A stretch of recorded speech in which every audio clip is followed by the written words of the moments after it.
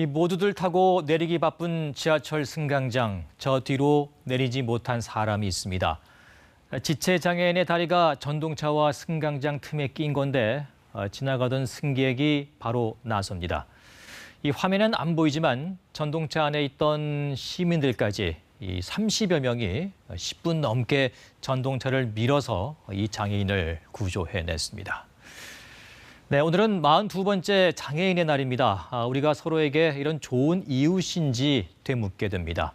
보셨듯이 장애인들은 기본적인 이동조차 생사의 문제가 되고 곳곳에서 생각지도 못한 벽을 마주하게 됩니다.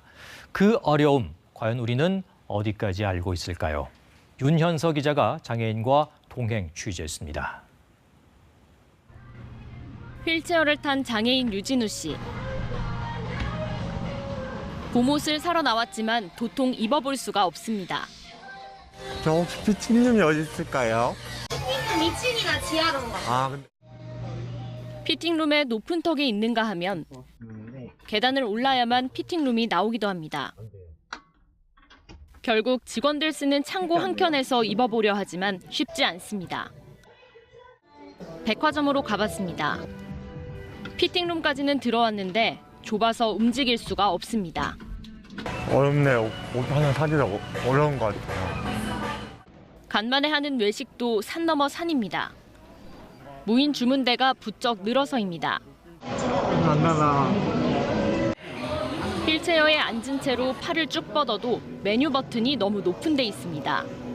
ATM기도 마찬가지입니다. 보통 아무 불편함 없이 쓸 수 있는 ATM기지만 유 씨에겐 다가가기 어려운 곳입니다. 휠체어 발판 때문에 기기에 바짝 붙을 수도 없습니다. 큰맘 먹고 외출을 해도 건물마다 비상구에 경사로 없는 곳이 많아 만일을 생각하면 아찔합니다. 비상구도 다 계단으로 이루어져 있다 보니까 그럴 일을 없어야 하겠지만 화재가 나면 어떻게 이동을 해야 할지 막막하네요. 중증장애인 김탄진 씨는 출근 3시간 전에 이미 외출 준비를 마칩니다. 장애인 콜택시를 호출해도 언제 올지 모르기 때문입니다. 아슬아슬하긴 하겠네. 빨리 도착을 해야지 밥을 먹을 수 있을 테니까. 이용자가 몰리는 퇴근길엔 아예 콜택시를 포기했습니다. 대중교통 타야 하는데 여간 구역이 아닙니다. 버스도. 저 리프트 좀 부탁드리겠습니다. 지하철도 마찬가지입니다. 개찰구는 누군가 열어줘야 하고 다치기 전 통과해야 하니 늘 조마조마합니다. 죄송합니다. 실례합니다. 우리 법은 장애인들이 차별 없이 시설을 이용할 수 있도록 기준들을 명시하고 있습니다. 법이 있는데 법이 지켜지지 않는 겁니다. 그러니까 정부와 여러 기관들, 자치단체들이 법을 지키지 않으니까 그 장애인의 이동권 및 여러 가지 기본적인 권리들이 보장이 안 되는 겁니다.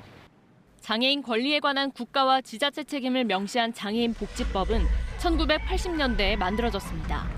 KBS 뉴스 윤현서입니다. 네, 장애인과 동행 취재한 윤현서 기자 스튜디오에 나와 있습니다.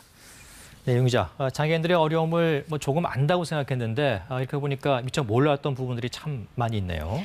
네, 장애인들은 새로운 시설이 생기면 무섭다고 합니다. 대표적으로 무인 주문기 같은 거죠.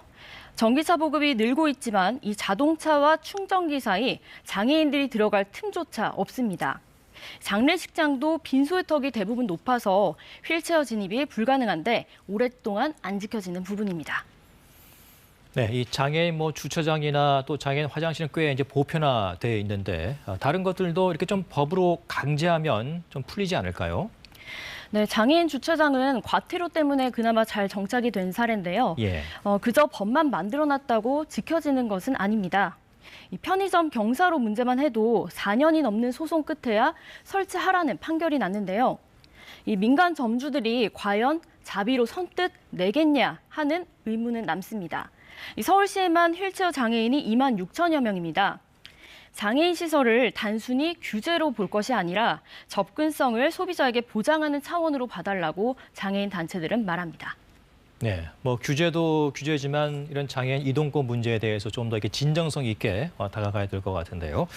내일부터 이 장애인 단체의 지하철 휠체어 시위가 재개된다고요?